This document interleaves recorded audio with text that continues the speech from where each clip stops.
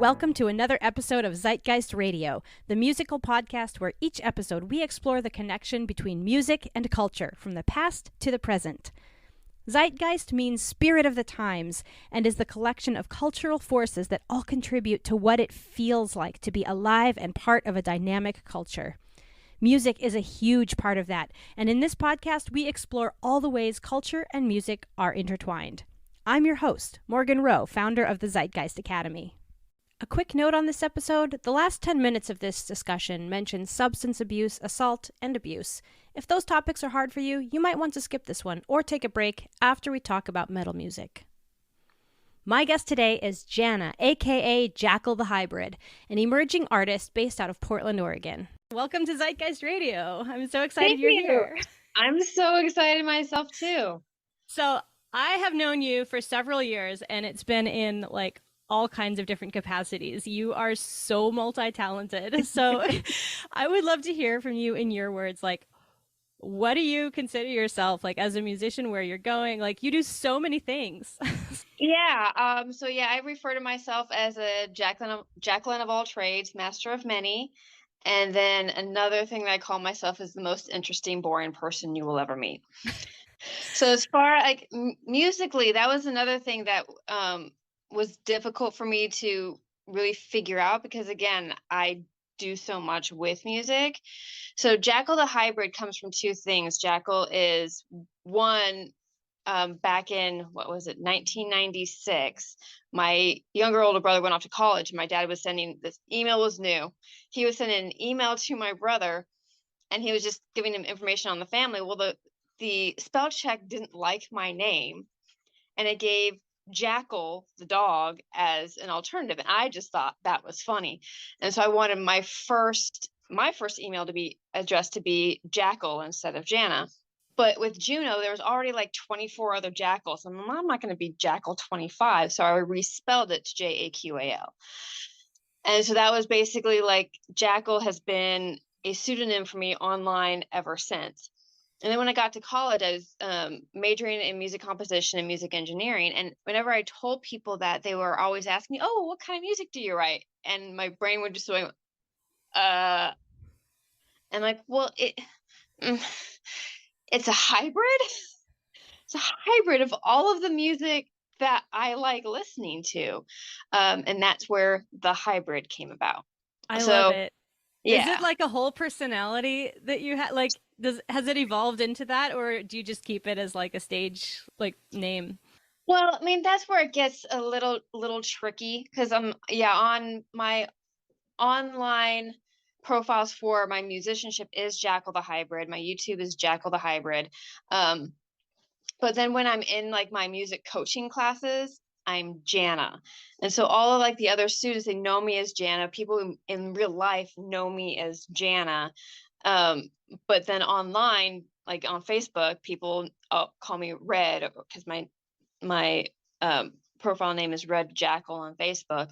And so nobody who I've only met online, very few of them actually know my real name. So it is kind of, again, is kind of a hybrid. Janna is Jaqal, Jaqal is Janna, and some people know me as Janna, some people know me as Jaqal, and some people have gotten that I am both. Gotcha. And then Red is thrown in there too. So yeah, Red was just another nickname that I was given. One of my jobs when I was in college was I was basically sending out newsletters to trial attorneys for this. I forget he was an engineer, but he was an expert witness in trials. And so I would send out these newsletters to these attorneys for them to hopefully hire him as an expert witness. And his assistant had all sorts of nicknames for me. And Red just came about because I had dyed my hair red. And so he started calling me Red. I had my hair blue. He would call me Blue. He happened to see a bra strap that was black and he started calling me Black Beauty. And so it's just and he was very much fatherly. There was no undertones of kind of inappropriate sexuality in it. And he did get a little offended when I told him that he could be my grandpa. He was 60, I was 20. There's 40 years technically. Technically. Yep, You could be totally. my grandfather. So a lot of like my other online codes and stuff I just use nicknames. So like my Yahoo email address comes back as Goldilocks because that was one of the first nicknames that I had as like a teenager. Because blonde hair is so easy just to call me Goldie and like, oh look, there's Goldilocks and three bears. Yeah, So yeah, yeah. yeah. So I would love to hear, I know a little bit. So first of all, you are multi-talented in other areas too. We may or may not get into that, but I want to bring up the photo that I'll put on this episode. It's so cool, and I feel like it kind of really encapsulates you in so many different ways. Can you describe that photo? Okay, so I won a competition to do a photo shoot for a store that was on Hawthorne. I don't believe it exists anymore, but it was basically kind of a bustier type shop where they wanted to kind of bring back the whole like 60s pinup woman style. Like that was their ideal woman. And on Facebook, they just had send us something that you want to be photographed with you, and if we like it, we will do a free photo shoot for you, and you will wear our products and stuff like that. So the dress in it wasn't one of their products, but I do have other pictures from that photo shoot where I am. And it was basically, I said I want to be photographed with a piano and with my championship MMA belt. Because oh yeah, just let's just drop that. Like you're a championship MMA fighter too. Yes, amateur technically. I got rear-ended in 2012, and that kind of took away my professional aspirations. But yeah, I won um, the it's flyweight, but technically it says flyweight on the belt, but technically it was strawweight. Flyweight was 125 and it was the 115. So the Budo fights just kind of screwed that up a little bit. But yeah, strawweight champion for Budo fights. And this belt is like as big as you. It's enormous. I So love yeah, it. the piano is my step aunts. They left the house for a couple of hours and let us go there to shoot it, and it's got my belt and then my MMA gloves. So yeah. Awesome. Oh, So and a and the violin, violin. which was my grandfather's violin. When he died, that was the one thing that I asked if I could have of his. Do you play Because violin? I played it for 3 years. I haven't been able to get back into really learning how to play, but I did have another pet sitter um, colleague of mine does play the violin. So I had her put those little stickers on so I could, because I don't remember where the fretting is. And so she put the little stickers on for the frets for me. So she tuned it too, and that was a few years ago. So I'm gonna have when I do actually have time to start practicing again, I'll have to have her tune it for me again.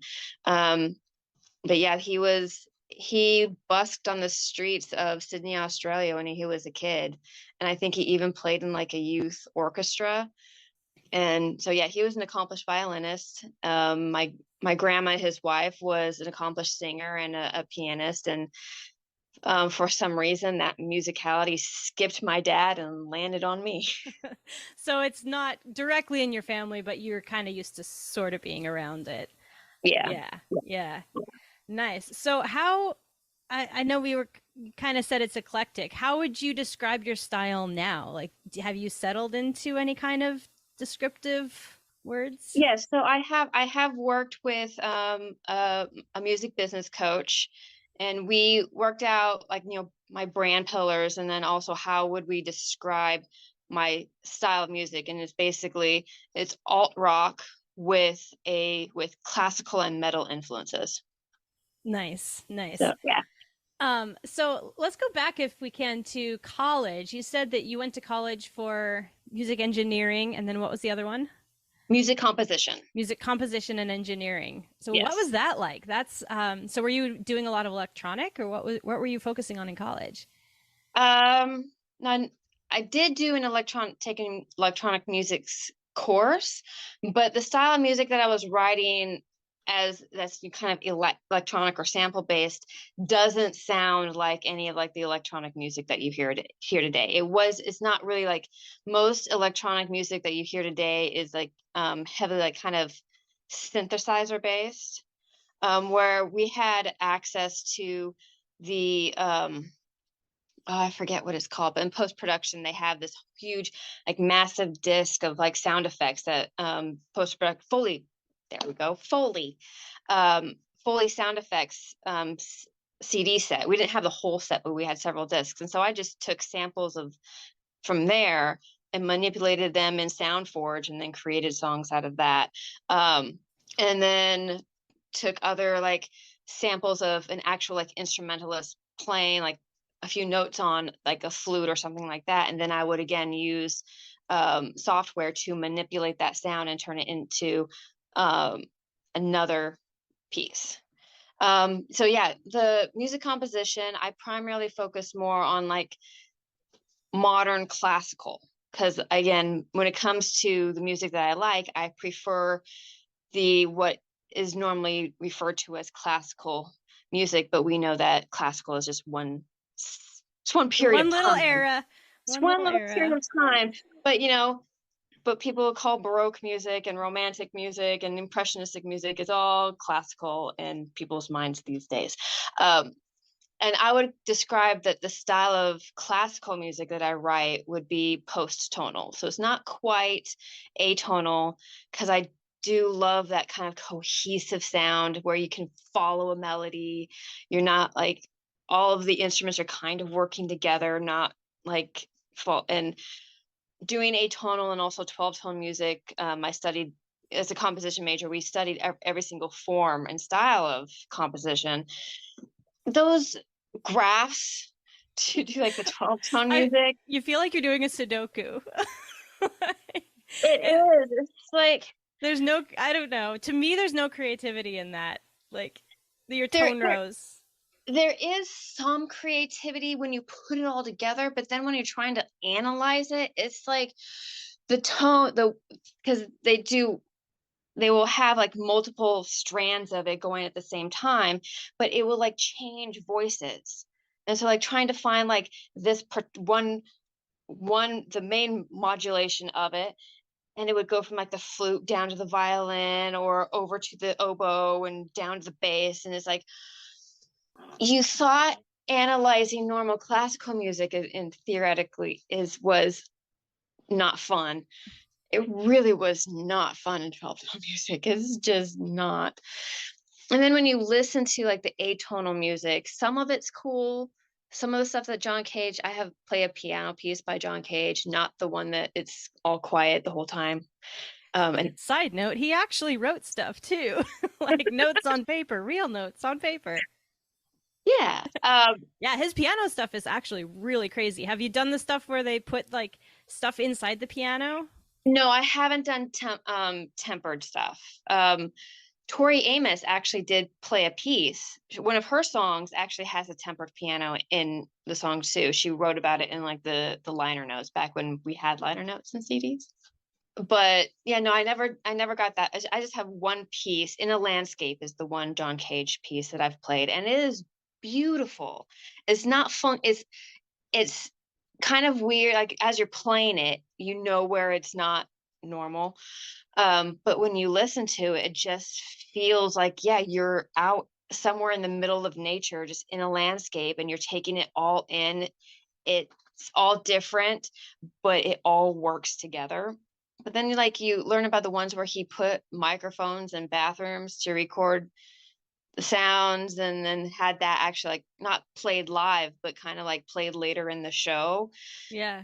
It's like, he was really into environment being like informing and being kind of breaking the fourth wall. Yeah, like you were an instrument. That's the whole point of that very famous 4 minutes 33 seconds. Like it's 4 minutes and 33 seconds of the performer just sitting there, and the quote unquote music of it is the rustling of the audience and people's coughing and muttering, why hasn't it started yet? Who is this weird guy not playing or person not playing?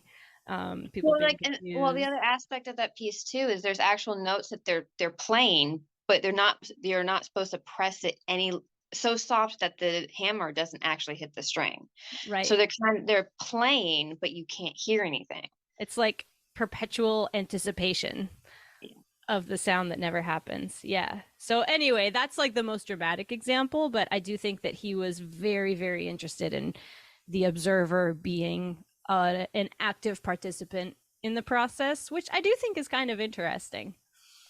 Yeah, like he compositional style was definitely unique and interesting. I'm not going to say anything about that, but as a listener, when you're just like either driving around or sitting at home, and a concert is cool, but when you're Right. just sitting around Yes. listening to it, it's not what I enjoy listening to.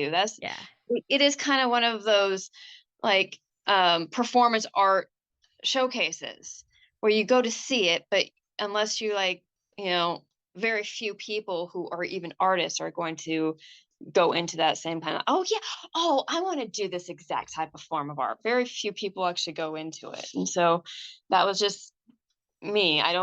It's not the type of music that I just enjoy listening to when I'm doing something else. But it would definitely, if like he was around today and doing a concert in Portland, I would be like, I'm going to see if I can go to that. Yeah, definitely. So John Cage, what are some other influences on your music that you write? Oh, definitely Beethoven and Edvard Grieg. Wow. Um, I've played, and Mendelssohn. They're ones that I love playing. And then the other aspect of it is I'm not too horribly influenced by them. And mostly like I just like I'll dink around, find a melody that I like, and then I'll just start writing notes around it. And I kind of hear something in my brain and I just put it down on paper. And then when I have it actually like, played, be like, that sounds good. And then for the alt rock for my songwriting, I'm been influenced. I would say that the artist I'm most similar to would be Tori Amos, but I'm not influenced by her so much. It just so happens that she is a very good pianist. She's not, professionally trained or anything like that. And one of my pianist friends in college mentioned like, yeah, she's very thummy. And then when you watch her play, she's very flat fingered. But still the music that she's able to how well she plays without having like more than like maybe a year of actual instruction is still impressive, and she uses a lot of um more elements like rock elements into a lot of Hmm. her songs too, so it isn't and it isn't so like cabaret like the Dresden Dolls or um very classical like Regina Spektor. And that was came about partly because, yeah, as a pianist, I can play pretty much anything. The complexity or difficulty of which will just determine how long I need to practice it before I can perform it. And singing, I can sing practically anything too. But putting the two together, That is so hard. That is yeah, so hard. that is a whole nother beast. I'm like, I can't sing while I'm doing all of this intricate stuff.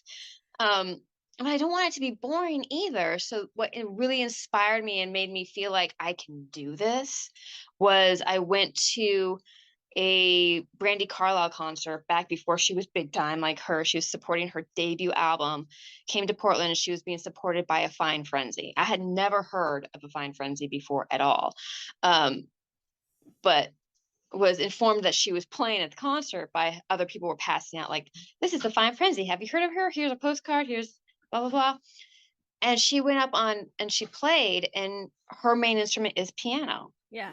and all of her piano parts were simple, but then you listen to the songs, I'm like, these are gorgeous songs. There's nothing simple or basic about the songs at all, but if you listen to just the piano part, they're they're simple. They're not like overly complex or not like virtuosic or anything like that. But the songs, you want to listen to them and you want to keep listening to them.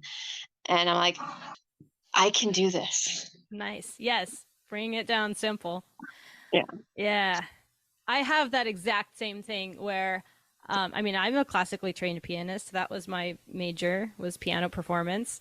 Yeah. Same way, like put stuff in front of me. Again, I love that you said it's just how long, like the complexity is just how long it's going to take me. Yeah. But same thing. It's like my head just like goes nope. Like it's like this division in my brain that I can either sing or play piano, and it's just like nope, can't do either of them to the level like of focus and standards that I would normally hold myself. Like if I start to sing while I play, my standard like expectation of my playing just like it drops so hard. Yeah. Yeah. Well, like bringing that correlation into like MMA fighting is one of the other. It's been a joke, like if when a black belt in jiu-jitsu starts doing MMA, so you punch him once, he's a brown belt. You punch him twice, he's now a blue belt. There you go. Kind of the similar thing is like we are both virtuosic pianists, we're both excellent singers, but then you try and combine the two, all of a sudden we're mediocre at both. At both, exactly. And I think the trick is to just be okay with that and just be like, you know what? I am going to play some just really simple stuff and I'm going to sing well. And because I have a point I want to get across, like there's something else that's in me. And in order to get it out, I either record separate tracks completely or. Well, then you have to figure out what you're going to do live. Exactly. People come to me all the time asking if I can help them figure out if they have a good voice. In fact, I get asked that so much, I made a mini course you can take yourself to help figure out what good means to you, identify your strengths in your voice, and find the areas you can work on to make your voice even better. Head over to zeitgeistacademy.com/radio for free access. That's ZEITGEIST academy.com/radio. No, do you perform live too? What do you look like right now as a musician? Like what are you? Let's talk some promotion stuff right now. I am in the out of practicing phase. Cause I graduated college in 2002. It'll be 21 years ago this May. And unfortunately I graduated at the height of Napster. And for those of you who don't know what Napster is. Oh boy. Napster is why we have apps like Spotify and Pandora. Yes, the OG. Napster was the original music streaming platform, but instead of having artists actually paid for the stream, which even though they're paid like fractions of a penny per stream as it is, they weren't paid at all. And you could upload the music that you have, put it on Napster, and then anybody who else wanted to listen to that music could then download it for themselves. So people were not buying music anymore. And it like part of the music industry needed to be turned upside down because it was so predatory against artists and musicians. It's not that it's not predatory now, but all of the power were in record executives and talent scouts, and they could decide whether an artist or a band was good enough to then be given a record label so then you could hear the music on the radio. Where now artists like myself or we can now put our own music out there, and then unfortunately we then have to do our own PR, which is a whole nother beast all in itself. But at least there's so fewer gatekeepers into what music gets to be heard and enjoyed these days. The downside to that is now there's so much that is difficult to actually find what's good and what is like you will hear music on like that becomes popular, that went viral, and you're like, but this is crap. Or it's a lot more difficult to actually find the quality music and also to be able to stand out amongst all the noise. Yeah, I think there's still a lot of power in labels. There's still there. Yes, there absolutely is. And for some music artists, that's still their goal, is to be either signed to an indie label or to get a major record deal. But for any like musicians listening to it, a major record deal doesn't mean that you're going to get paid. Well, absolutely. That whole thing with Taylor Swift, like re-recording her albums, someone of that, I mean, she was already famous at that time. Yeah. And for someone like that to still fall victim to that whole system tells us a lot. Like most small artists aren't going to know. They're not going to read the contract in enough detail to understand that owning your work, you have to work to own your work. Yeah, owning your masters. I mean, that's what happened to the Beatles too. Yeah, same. Somebody with a whole lot of money decided to buy all the masters to the Beatles music, and they were able to outbid the Beatles. Yeah, which is insane. Paul McCartney is still trying to get his access to his works back. Yeah. Yeah. And it has ruined like my favorite artist, Poe, because she was signed to a label that was under the Atlanta label, Atlantic, and then the owner of that sub label had a dispute with Atlantic, and so they split. And then at that point, Poe lost all of her access to her second album, and I she just can't imagine how infuriating that would be as an artist. Like, oh. Yeah, well, I saw her live when I was when I was living in LA. She was doing a benefit for RAINN, Tori Amos's nonprofit Rape and Incest National Network. And so many people in the audience were wanting her to sing songs from her new album. And all she did was like, "It's amazing to me." It's like, okay, that's all I can do. If she tried to sing any more of that song or tried to sing a whole song, she was subject to lawsuit. She'd get copy struck from her own album. Yeah. Yeah. Yeah. So you have a YouTube channel. I do. YouTube's not immune from this either, because it is very, very easy for people to report. I saw this happen recently with Two Set Violin. They had this huge concert in Singapore, I believe, and they got reported for copyright. And the thing is, there's not really any penalties for people who are reporting, because YouTube wants to YouTube in a way is trying to protect the artist by making sure that any unauthorized copies get taken down or credit gets given or whatever. But the trouble is, if it's just trolls being trolls, there's no penalty for them to do that. And so they still, as far as I know, they've gotten a partial refund for the revenue that was lost, because it goes to the other person, like whoever you say it's attributed to. They were having their royalties sent to a completely other company. They have a whole series on it. You can go check it out, but it's quite the saga there. So it's still difficult. There's no good solution that I'm aware of yet. But yeah, well, I'm not planning on monetizing my YouTube channel. I'm eventually, once I actually have a fan base, then I'll send people to go give me money through Patreon. So I haven't had any copyright issues with YouTube yet, and right now there's only like 4 or 5 songs on there. It's all just classical music. But I posted a video of me playing For Elise onto Facebook and Instagram, and that happens more with Instagram than it does Facebook, but that one gets flagged so often for being copyright infringement. And I'm like, and I have to, every single time it comes up, like, people won't be able to hear the sound on this because it's possibly copyrighted. I contest it every single time. It's like, look, it's For Elise. This was written by a dude who died more than 92 years ago, and the performer is me. Right.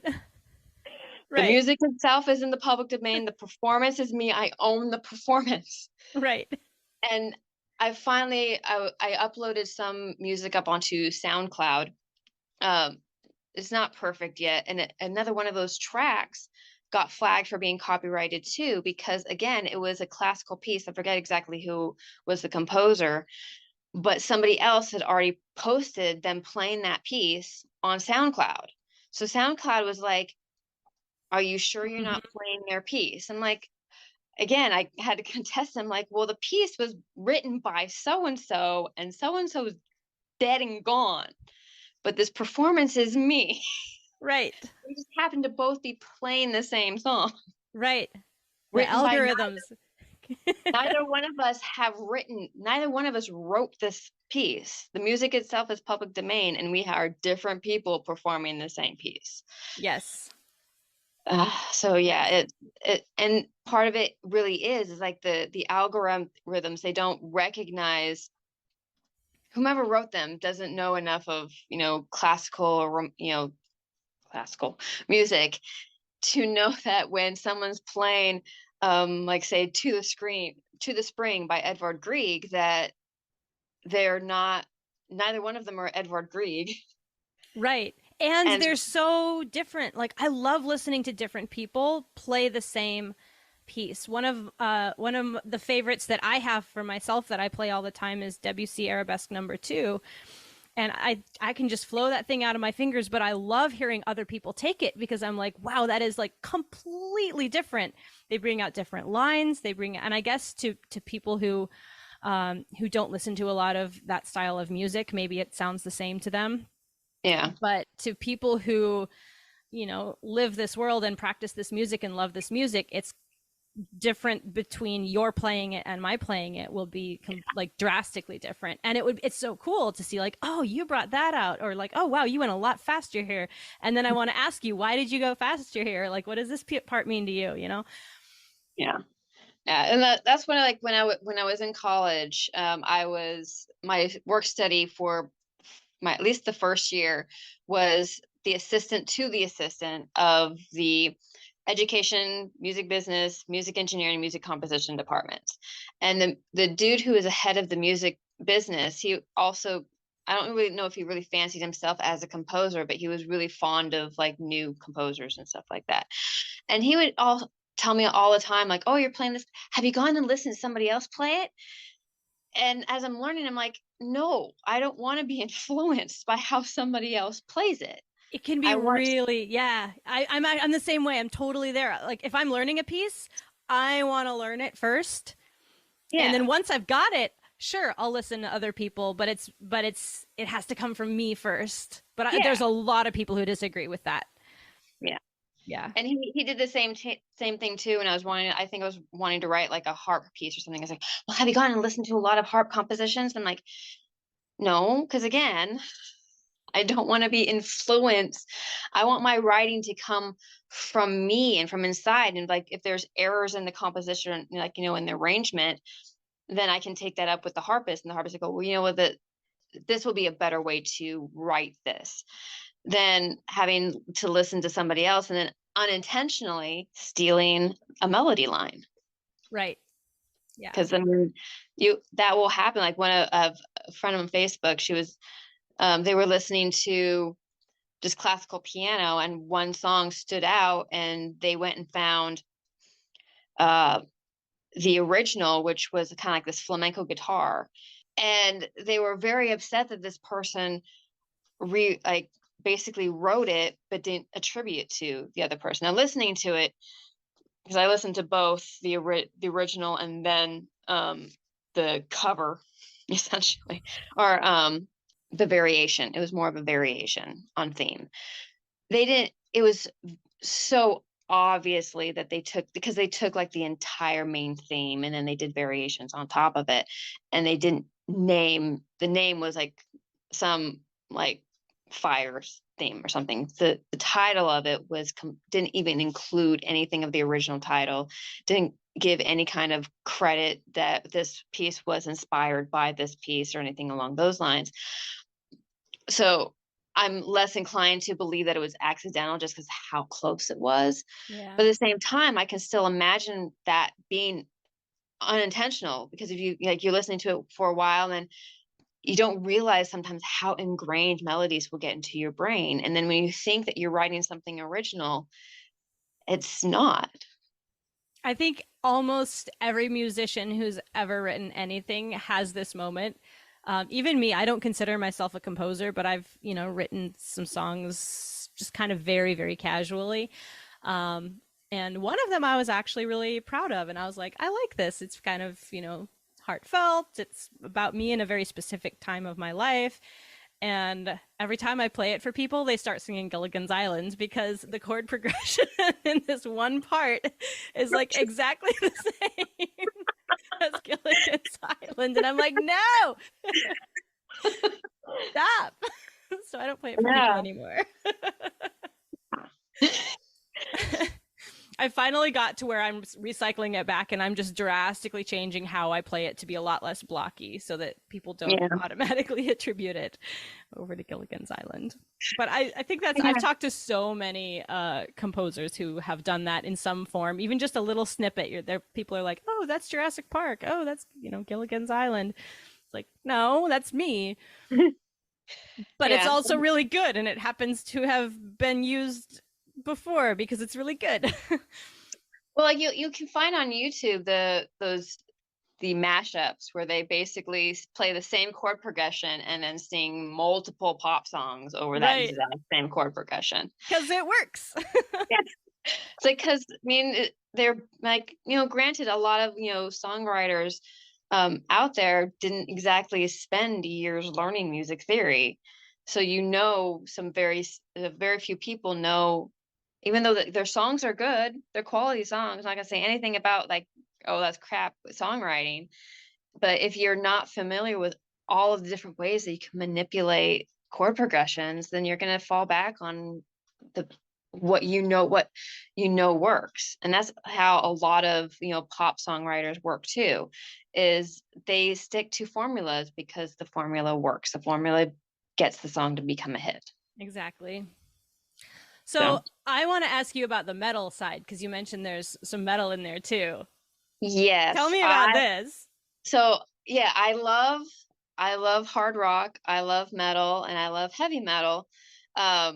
There's certain genres in the heavy metal that is just a little bit too screamy for me to actually listen to, because I need to actually be able to sing along.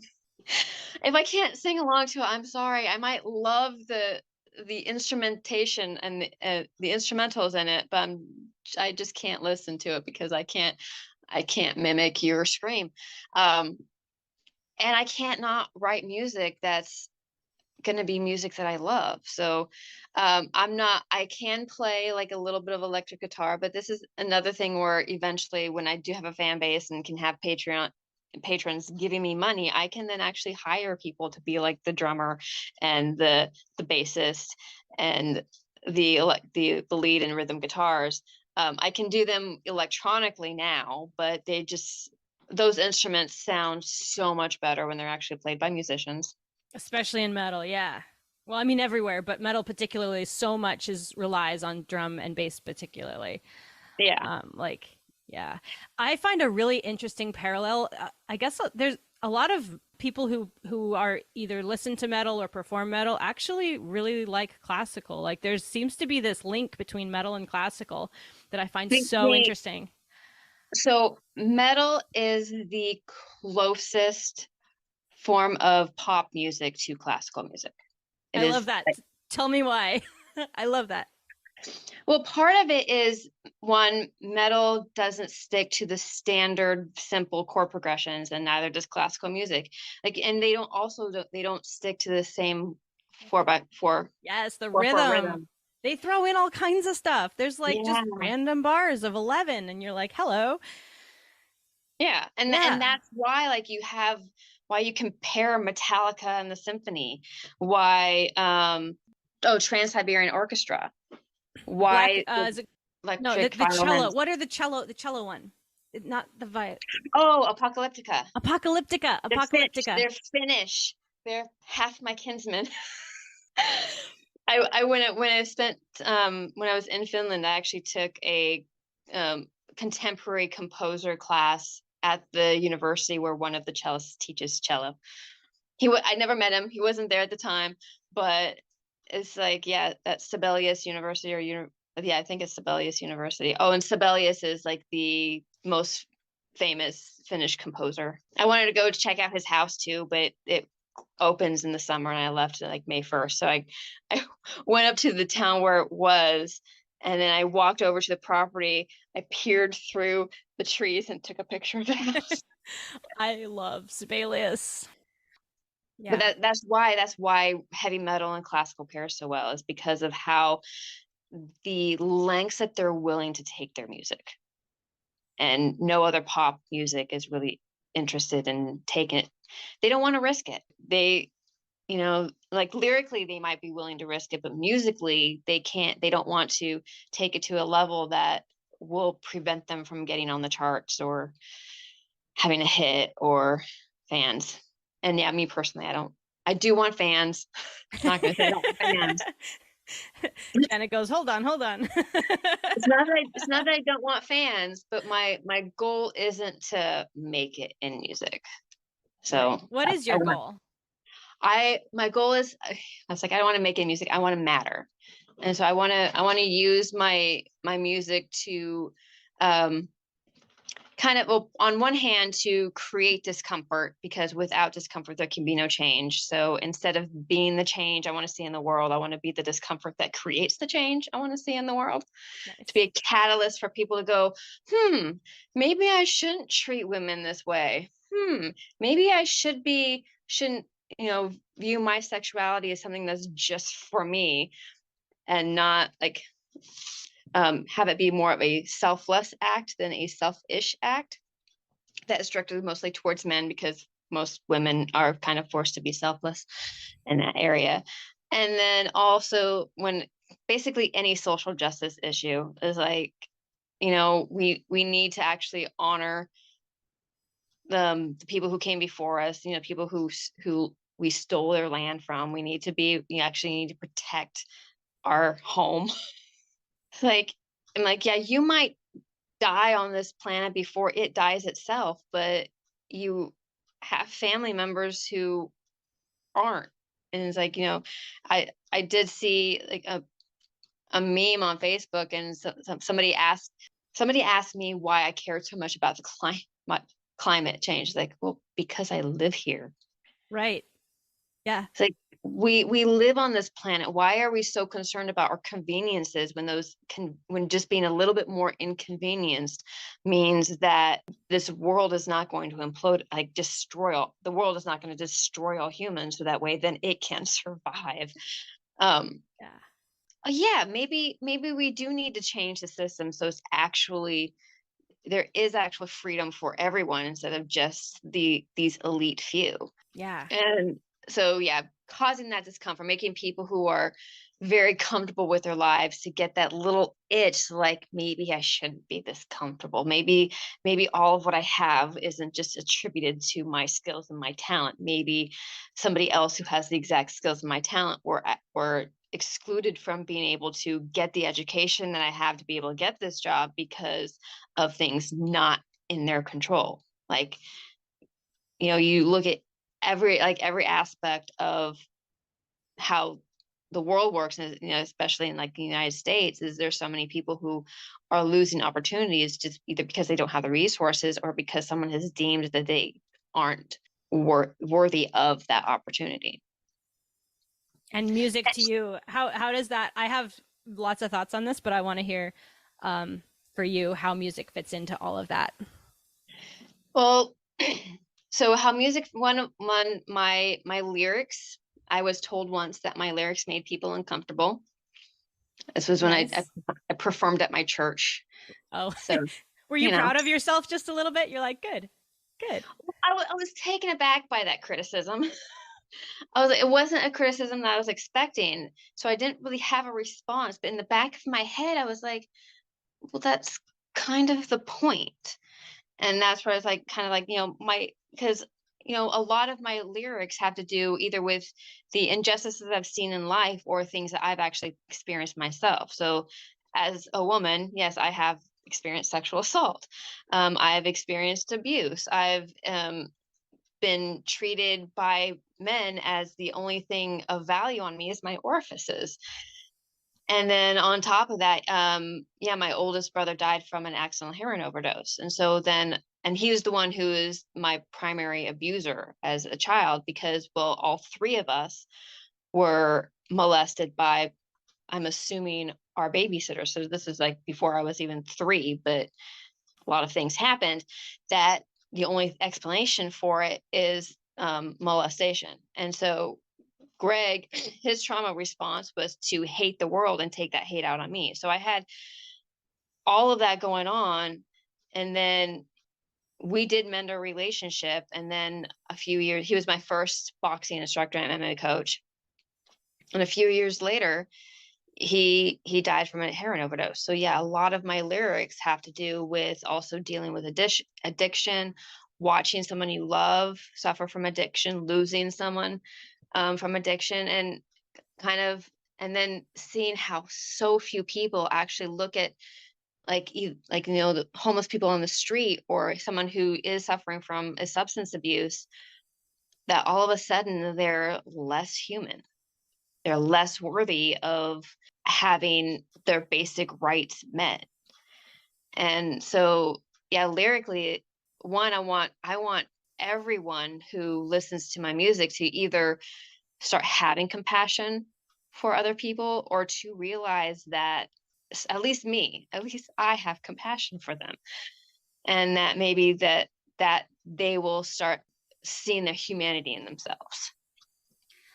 And I love this because there is so much in there and there's a lot of complexity, and the music that you're drawing from is that too, right? So you've mentioned lyrically you go, into all of these themes, but you're also backing that up with classical influence, with metal influence, like hard rock, like these traditions. So it's like you hear now in this moment and all of the things that we're facing, but you're kind of on the shoulders or like drawing from and bringing in literal centuries of people who aren't afraid to think about things and be complicated, to support this very complicated, situation that we're in socially, environmentally. Yeah. Yeah. Yeah. So, and then the other aspect that I want to do to matter from the very beginning is I want to be able to do fundraising concerts in collaboration with and at no cost for nonprofits. And I'm not talking about like the Red Crosses of nonprofits who have like multi-million-dollar budgets and say, yeah, I'll do a concert for you, but you got to give me money because you have like $1 million fundraising budget. But there's a lot of just very tiny nonprofits here in the Portland area that have like practically, I mean, just going through like the Willamette Week Give Guide, you can see how much donations they received, and some of them don't even get $1,000. And then you look at what their goal is and the community that they're wanting to serve, and it's like, no, you deserve to have a functional operational budget, so that because the community that you serve is a lot vaster than what, and needs a whole lot more than what the donations you're receiving are going to allow you to be able to do. And it has to be in collaboration because I don't have an audience. So it's not like I was talking to one nonprofit. It's like, well, yeah, all you have to do is just, put on a concert, and then all the proceeds from it, well, you'll donate to us. I'm like, yeah, that will give you like what, $10 for my mom. On this note, where can people find you? I'm on Facebook, Instagram, and TikTok as at Jaqal the Hybrid. And it's with a Q. Yeah. Yep, Jaqal. There's no U after the Q. And I have a YouTube channel too. It'll be in the notes. Go follow Jaqal. So in closing, my last question here. So zeitgeist means spirit of the times, right? And it's like the feel for what it's like to be alive, kind of in an era.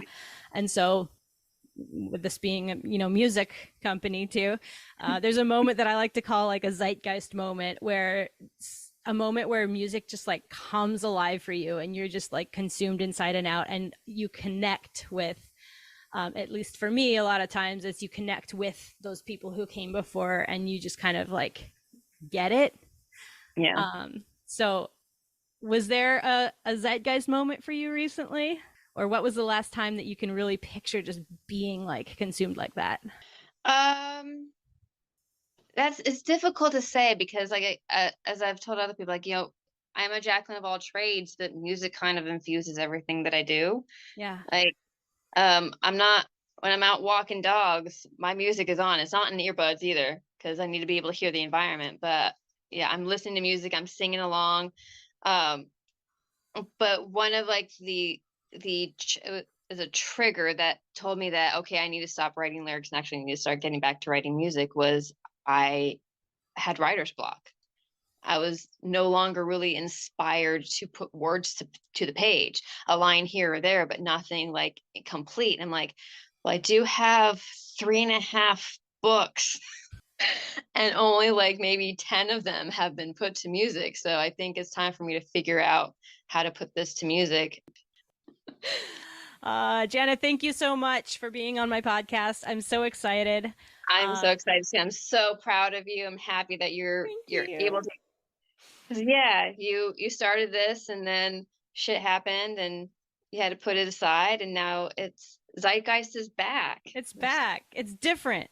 It's But it's all but it's, online, but it's I've gone but it's through a lot back. of personal growth, and it's different, and I think it's better. But it's back. It's back. Yeah. Yeah. All right. Well, go follow Jaqal the Hybrid on all of the platforms. Links will be in the show notes. And again, thank you so much. Yeah, you're welcome. Thank you.